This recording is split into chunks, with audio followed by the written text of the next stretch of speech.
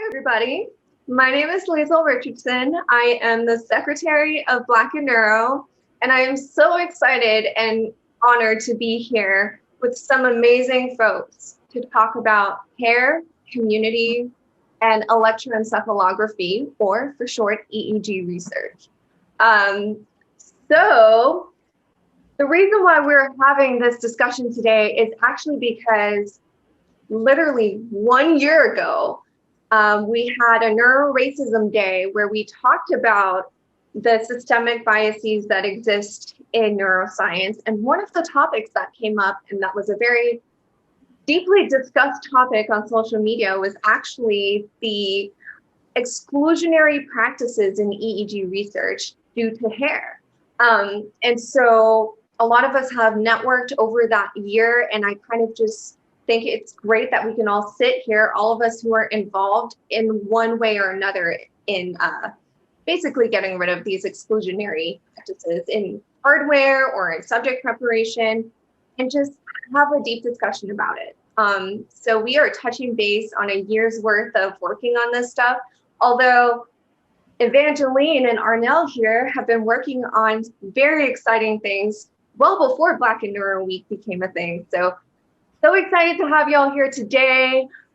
Please go ahead and introduce yourselves, tell everybody what you do, what university or company you're from, and take it away, Arnell. Sure. Hi, everyone. Thank you, Black and Neuro, for having me here. Lietsel, Danielle, Cleona, and everyone, Ife, everyone for having me. I am a research associate at Carnegie Mellon University, and I am an electrical engineer and co-founder at Precision Neuroscopics, which is a company that came out of that research group to commercialize and move forward the technology. So that's whom I'm representing today. So. Thank you so much. Evangeline, tell us a little bit about yourself. Thank you as well for having me here. So I'm Evangeline, and I'm an undergraduate student at Carnegie Mellon University. I'm currently creating my own major in the School of Engineering around design, technology, and business with a minor in engineering studies. And then along with that, I am also a photographer. But yeah. Great. We're so excited to have you here today. And Nina, take it away. Hi, my name is Nina Woodley. I'm a curly hair specialist here in Orlando, Florida. So I've been doing hair for 10 years, and I've been a curl specialist for the last 5. And I'm excited to be working with you ladies today and talking with you guys. All right, awesome. Thank you. I guess, do we want to get started? Let's dive into the deep and juicy stuff, right? All right, so the first thing I would love to talk about is, what are y'all's EEG projects? Like, what are you working on? So Arnell, Evangeline, y'all have been working on something truly extraordinary, which is design for hardware that could really change the course of the lack of diversity that really exists in EEG research. Like, y'all are really changing it. And I want you to describe what that project is and really what got you to that point. So yeah, Arnell or Evangeline, go ahead. Tell us all about it. I'll take it away and transition Evangeline in. But in 2016, I was, was I a junior? I was towards the end of my college career, and I joined a lab with a professor whose class, funny enough, I actually had to drop, which I think it's important to say, because even though I wasn't good at his class, like, he still took a chance on me, which I really appreciate. And so that's Dr. Pulkit Grover. Dr. Grover was already working on EEG research with his NeuroWeb lab. And I just wanted to do a general, research position to get some experience for my resume. And when I got there, they explained to me what EEG is, which, most of us know, is putting electrodes on the scalp to get brain signals, since there's electrical activity in there. And my first question was, well, how does this work for people with my hair type? Because, I was the only one in there that had a fro for the most part until I started bringing all my friends into the lab and taking over. But that wasn't a question that they had heard before or even considered. And so I had to first learn about EEG because I knew nothing about it. And then I had to figure out like what we were going to do about that. And so, funny enough, it came to me in a dream. Shout out to the ancestors and God, the design for the clip. And I linked up with a sophomore at the time, Harper Weigel, who did the CAD working to 3D print the clips. And so that's kind of how the project got started. And then when did we start working together, Evangeline? 2018? I believe so. Yeah, time is such a blur right now. So we're all pretty sure though. Yeah, in 2018, the lab was moving beyond just looking at designing the product. And now we were looking at how can we test this and get some data to see how it's working, to make adjustments or push it forward. And so funny enough, God tasked me with this project and picked somebody who does not know how to cornrow. So I had to get somebody else to cornrow. So between knowing Evangeline personally and reaching out in like the Black GroupMe pages on at CMU's campus, we linked up on this project and she's been amazing since. So I don't know if you have anything else you want to add, Evangeline, but that's how we linked up. Yeah, so pretty much when me and Arnell ended up connecting about the project, that's when I was brought onto it and started helping with the cornrowing of the hair. And then currently or recently I've been doing the hair with children at UPMC with the Pit Innovation Challenge. That's a sponsored project with Dr. Christina Patterson in the Children's Epilepsy Unit, which is pretty much a continuation of what we were doing or the undergraduate work that was occurring in the clinical setting. But yeah. So Evangeline helped me with the initial paper that y'all have seen that like started my work. And then I, asked her to come back and join us for this UPMC project with Dr. Christina Patterson, where we're, in the clinic and testing up to 15 patients. So it's been really cool. That's amazing. Wow, I did not know about this project with y'all in the clinic. Amazing. So that's wonderful. Nina, can you tell us a little bit about how you're involved in EEG research and what got you there? So first of all, that is amazing. That's like blows my mind, but that's such an awesome thing to be working on. So I started working on this project because Lietsel reached out to me here in Orlando. And one day I received a completely random email from, I'm looking at it and I'm like, a student at, UCF just reached out to me about a project. This is so weird. But when the more I read the email, I was like, yeah, this is something I need to jump in on. This is a great opportunity for me to do more for my community. As a curl specialist, I feel like we are such a underrepresented and misunderstood group as it is, which we should not be because we are the majority, not the minority. So I feel like every day for me is like, my little piece of being an activist. Just be like, yes, curly girl, yes. So but when I was approached with this opportunity, I was like, this is great. This would be great for our community. This is bigger than just me. This is bigger than just curls. So I definitely wanted to participate. So what we've been doing is I was invited to come to the lab and watch the prep of how you prep the subject for EEGs and offer some feedback on how to make it easier and better for people that have curly hair or large amounts of hair and or both, and people with tighter curl patterns, especially. And even, we've had some conversations as far as, people with locks and things like that aren't always thought about. when prepping subjects and how to prep the subjects. Normally, from my understanding, these people would be turned away to participate in, these things, but they're just as important. From, looking at it from a clinical standpoint, we need as much data as we can so we can help everybody. So definitely, it's been an amazing opportunity. It's been great. Yeah, it's been phenomenal working with Nina. She's been like really great helping us out in the lab.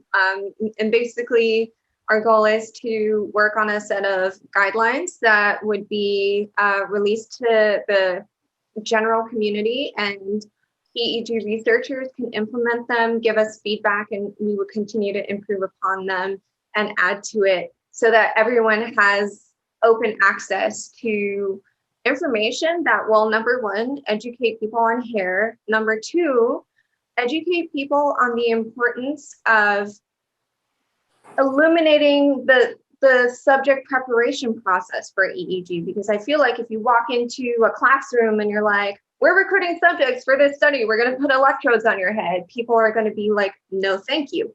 So, it's just so important. Also, it's just so mind-boggling to me.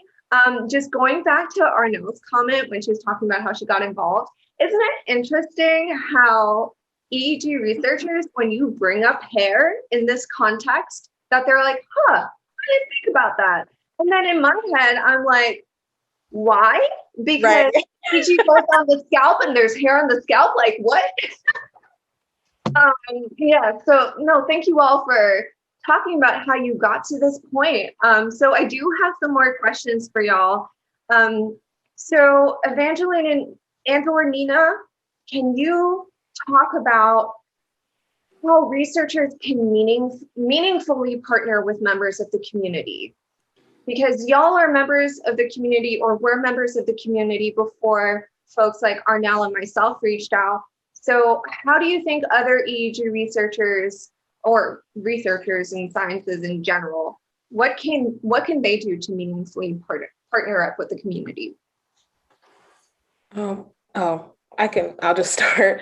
But I would say just making sure to go out into the community to gain more knowledge, as well as a better understanding of the ways in which the community works, as well as how our hair texture works, all while still being mindful and open and respectful of the people within that community and the information that they're receiving.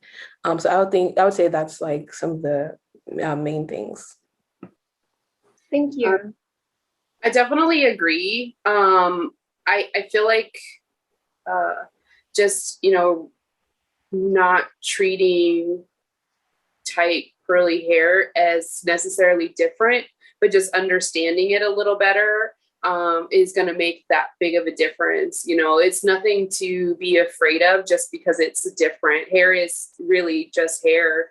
It's just knowing how to work with it and having a plan, in steps.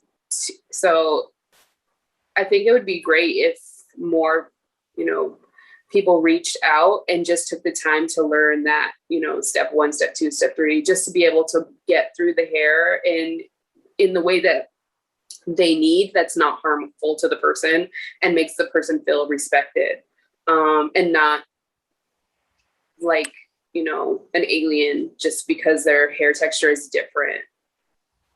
Right. Very, very good points. And so that goes into, for Evangeline's point, it's really important, number one, to, go out there, just reach out to folks within the community, but you bring up respect and being mindful, and just listening and learning. And that's the most important thing. And that ties in with what Nina mentioned as well. You can't expect to increase diversity in your participants if you're not willing to learn about your participants' hair. And that's all it comes down to.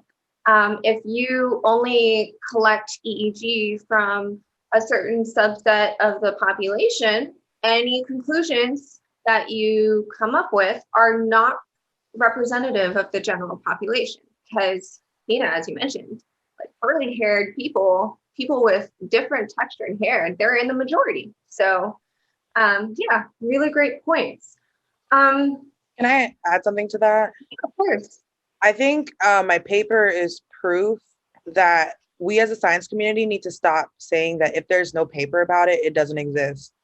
Because like that was one of the things that I struggled with when I was applying for grants or applying for competitions with this, where like reviewers would say, well, we don't see any evidence that this is an issue, so you're gonna have to come up with an explanation. And I just had to like talk to people in the field who had seen that. And part of it is that sometimes in science, if we don't understand something, we just like say, oh, like I'll just gloss over it. I know a lot of engineers, we love to like do approximations and gloss over things and say, we'll come back to the detail later.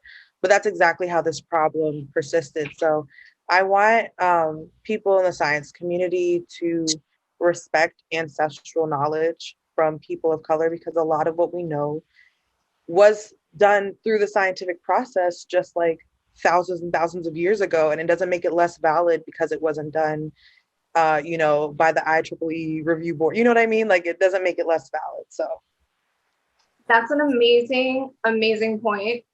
Because that's one of, we heard feedback on this project as well. It's like, oh, you're gonna have a hard time funding this because there's no data. And I was like, well, that's why we're doing it, right? Didn't you want to give me the money to get the data? Right. Yeah, no, it's I do wish that more scientists can realize that the work that they're doing is, like it's not apolitical. Like inherently it's not. There are biases that have been implemented for centuries in the scientific process. And it's so important to like realize, hey, I'm part of the problem. We've been perpetuating this problem for so long. What can we do to, break this down and start over? And yeah, there aren't going to be any papers out there, but it's all about taking that first step. And so I'm really glad that you brought that up.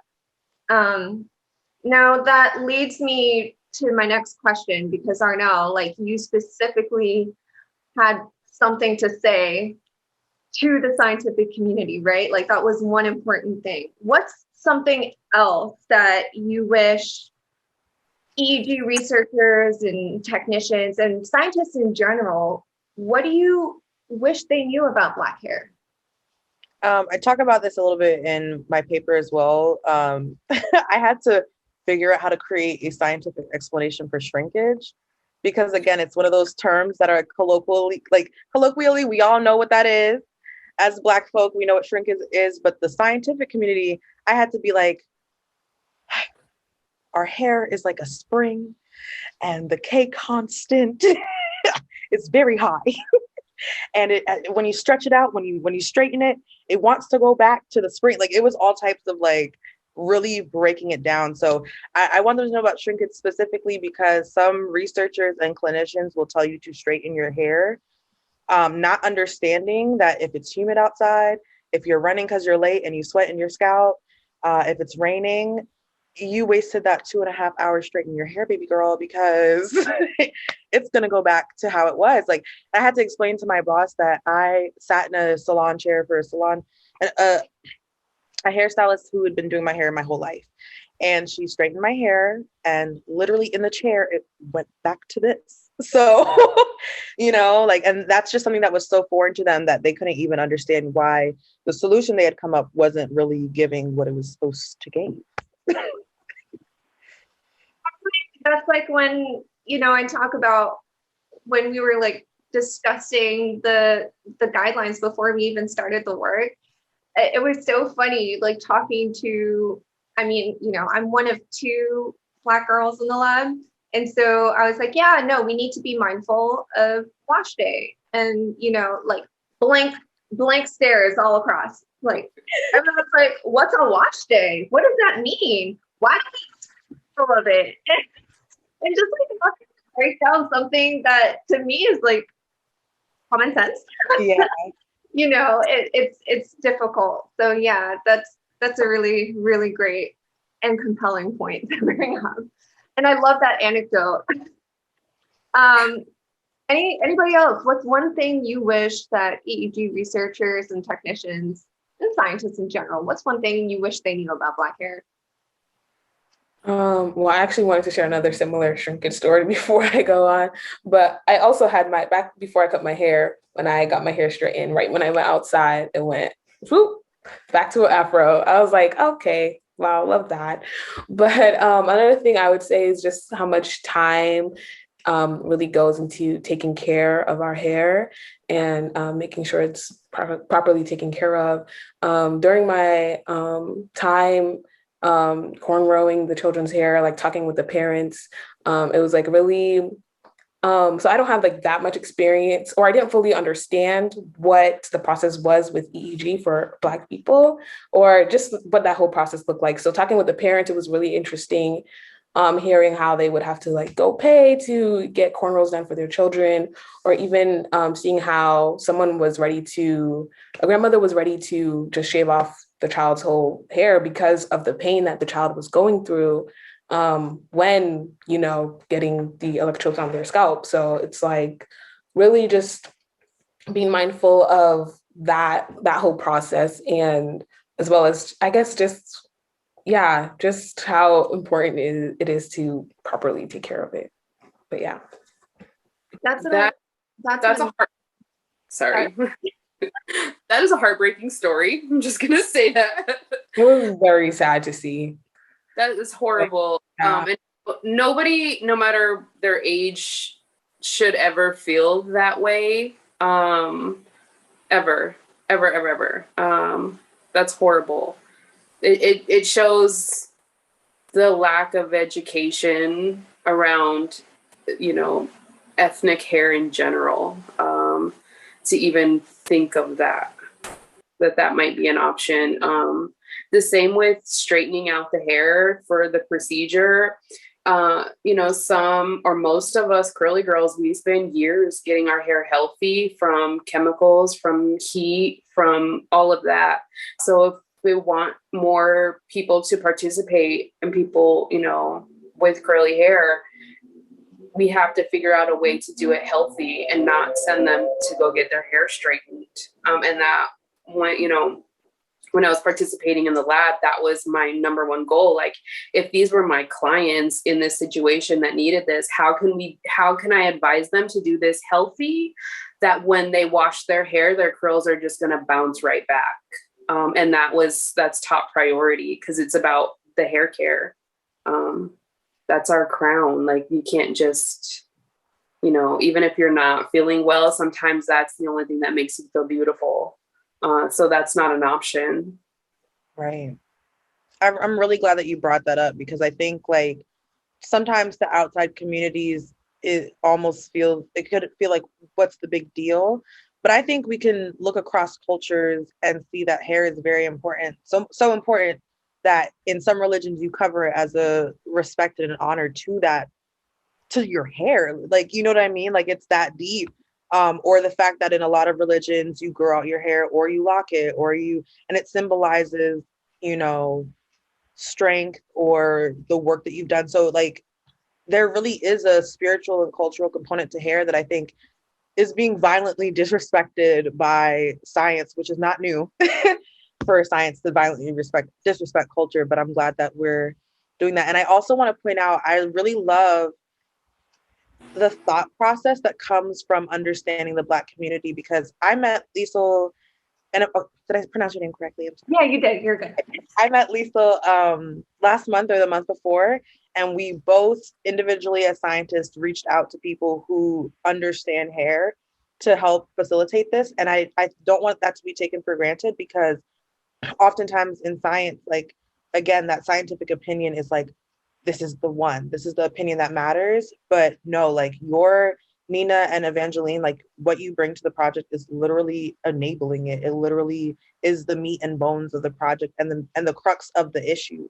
So I love that, like, in this space, by addressing this problem, we can lift up people in our community that are a cornerstone for us, because we know hair is like, the shop is where everything goes down. Like, you can buy and sell stuff. It's a marketplace.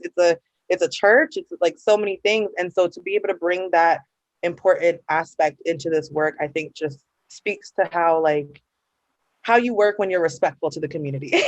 So I really appreciate y'all for that. I'm not going to get emotional. No, thank you. Yeah, I mean, you said it all. I mean, I have no words. Y'all said it all. That's why y'all are here. Amazing. So this goes to my next question, and we're talking about engaging with the community, right? So do you think that increasing Black participants in EEG research goes beyond hardware design? Do you think it goes beyond hair education and beyond subject preparation? And you kind of tapped into that a little bit by talking about a little bit of like cultural competency and understanding that hair across cultures is very important. So, yeah, I want y'all to weigh in a little bit more on that. Any one of y'all can answer. I feel like we all have something to say on this one. Yeah, go ahead. I'll let you guys start. Just went off, so I wanted to give y'all a chance to go off again. No, Arnell, go ahead. I guess I feel like the question kind of really answers like what is necessary, because we do have to focus on hardware. We have to focus on educating scientists and clinicians and technicians about hair and why it's important in this.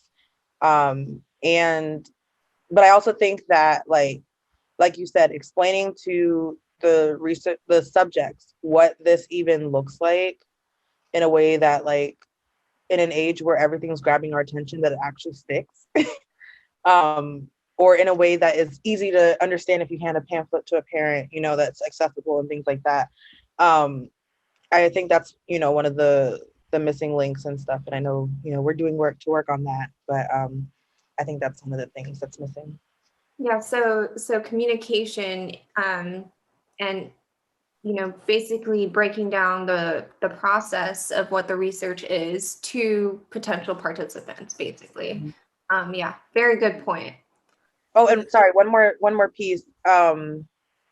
What we're doing right now, which is involving the hairstylist, because I think like this is gonna kind of go to the later question, but in the future, like I want every clinic to have a clinical hairstylist, and I want every Black hairstylist to be able to apply for an EEG braiding certification program, so that one, you're putting money into the community and giving opportunity and space for people who might not have felt like they have a place in that spot, to get in on, a lot of people join the healthcare because of the money, which is not the only reason you should do it, but it is nice to have people in the community have access to that. So can I just say that is like a brilliant suggestion, and it's like common sense, but no one thinks of this. And this is why it's so important not only to engage in the Black community, right? And provide access, but also having more Black scientists. Like it goes without saying, these ideas don't happen unless we're in that space. I love that suggestion. That's amazing. Nina, I know that you had something to say as well. That is an absolutely amazing suggestion. I completely agree. Especially like just once again, thinking in bigger terms of, if you have an elderly lady who cannot do her own hair and needs this procedure, like having somebody on hand to really be able to help would be phenomenal. I do agree. It's a lot with the communication in the, just getting the word out and letting people know that this procedure, even when they're just volunteering their time, can be done successfully without harming them, and letting them know, just the education around it. Speaking with some of my clients in the community, this actually is a bigger problem than what most people are thinking. I think the work that you ladies have decided to take on, is a lot about just like kind of breaking that wall and pretending that this is not an issue, and, you know, picking up the rug and actually picking up the pieces instead of just pretending it's, you know, not there. I really think that communication just across the board is going to be the biggest thing to solve a lot of this, and letting people know, you know, the whys of what we're doing, why it's important, why this is going to help the community, I think is going to be the biggest game changer of it all. Yeah, thank you, Nina. Evangeline, did you want to weigh in on this question? So basically, like, do you think that increasing Black participants in EEG research, do you think that it goes beyond hardware design education? Yeah, so, well, before going into that bit, just to piggyback off what Arnell mentioned before with having a clinical hairstylist, I didn't realize, like, when speaking to the parents, that that was an extra out of pocket expense to then take the child to a hairstylist to get them prepared and ready to come and take that test or to do participate in the EEG. So it's like every single time that has to occur, that's just an extra added expense. So having that clinical hairstylist, I think, is like really important and really key for the future. But also as well, someone mentioned this earlier, but just a reminder that, you know, like, we're not alien, or our hair isn't alien, because a lot of times in society, and even with my own experience, you know, like, as we see a lot, I think a video just went viral where a woman asked a Black woman with an afro, "Oh, can I touch your hair?" And, you know, I've had my own experience with people just coming up to me, touching my hair. You know, there's a whole bunch of stories around that. So just a reminder that, you know, we're still human at the end of the day. And yeah, that's just another bit. I tried to hide my face. Unsuccessful, but yeah, great points. I mean, I'm pretty sure if you ask anyone in the Black community about some story about someone coming up and like touching their hair without asking, or even when they ask, it's like, no, can I touch your hair? Like, you know? Or when they reach out and ask at the same time. It's like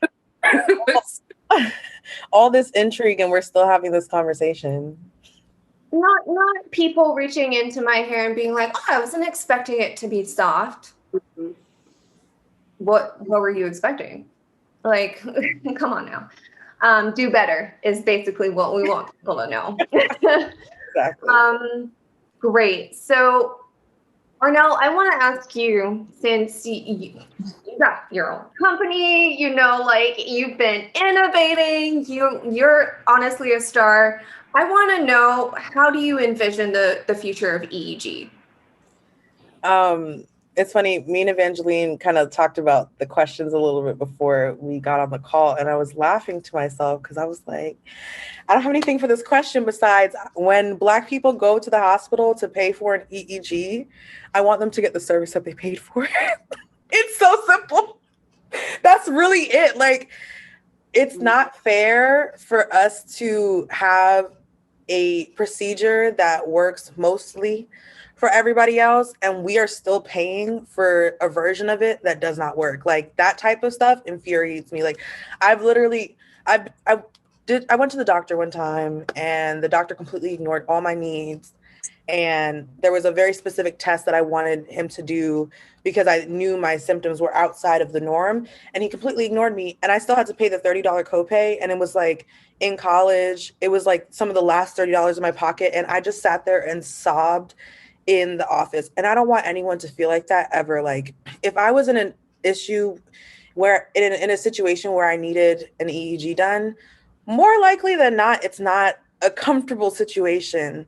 So to add that burden that you know that you're not getting as good as results as everybody else, and you still have to pay, like, I keep on saying that, but it really pisses me off that we still have to pay for a faulty procedure. So I kind of feel like, you know, before the future, if they want to give Black people discounts until the numbers gets up, that proves that it's just as effective, that would be great. But beyond that, I want to see, like I said, a hairstylist in every clinic who is paid to be there full time and work on it. And I want,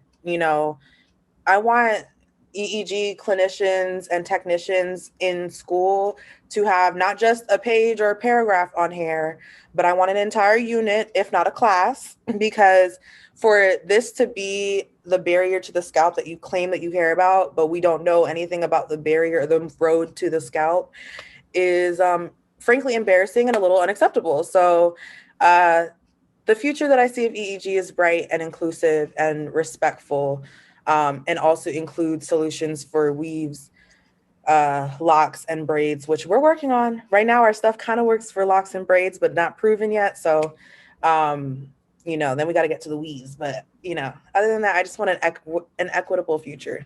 That's it. Amazing. And that's what we all want here today, right? Yeah, that pay, that, paying for a service. It's the last money all the time. It's so simple, right? It is so simple. Why are we paying? Anyway, let me not. Like, we only have 30 minutes. Oh, talk about it. Well, you know what? We will have social media talk about this. When this video airs, I want y'all to tune in on Twitter, on Instagram, talk about it, because we will be reading, we will be listening, and we will be showing y'all's tweets to the people in our network. So best believe I'm going to take this video and all of your discussions on social media, and I'm going to present it on a platter to all EEG researchers who will listen. So this is amazing. Thank y'all so much. So I guess, we're done with time. Basically, I want to close out by saying thank you. Thank you so much for taking the time to talk about something so deep and so personal.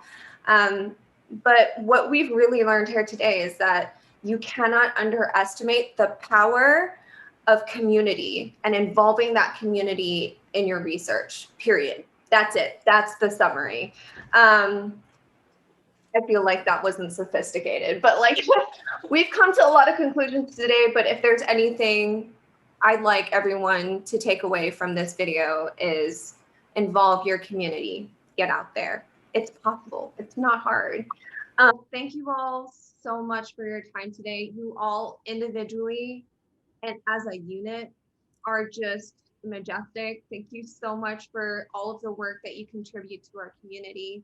And we are just so excited that you took the time today to share and to have this chat and discussion with us. And if there's anything you'd like to share with the broader community during Black and Neuro Week, reach out to us and we will amplify you and amplify your services, amplify your accomplishments, everything. So just let us know, because Black and Neuro is here for you. Here for you, get it? I'm crying.